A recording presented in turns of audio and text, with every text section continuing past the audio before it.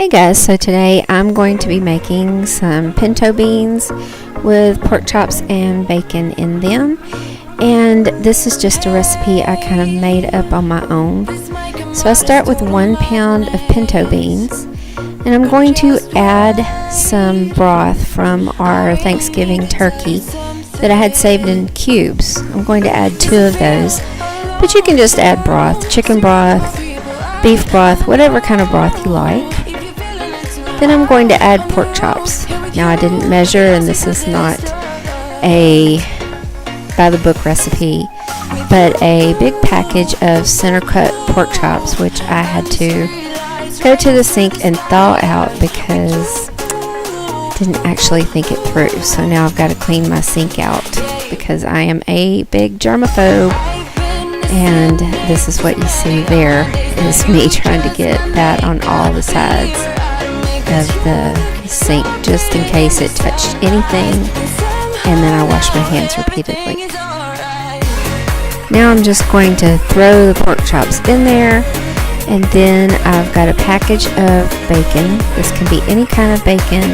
I tend to like the center cut bacon because it's a little bit less fatty, but this is some bacon I already had in the freezer.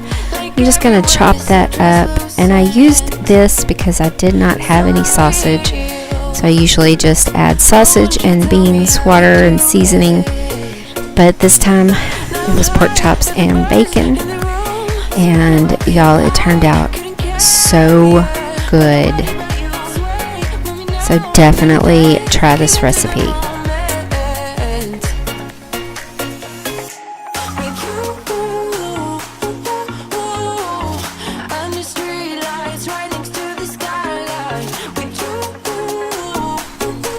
Now I'm going to add enough water to fill up the crock pot so that it's over the pork chops.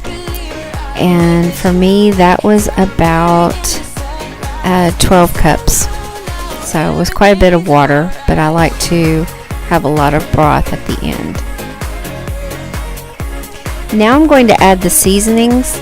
I used Tony Chacheres salt-free celery seed, which I love, the garlic and the onion powder, and for a little kick I added the Framks red hot original seasoning powdered, and this was a good find at Sam's Club, so that's where I found that. I'm going to add all of these generously to the pot, and there was no measurements whatsoever, so you just add what you think will taste good to you. We like a lot of garlic, onion, and Tony Chacheres, and I only put a little bit of the Framks red hot sauce.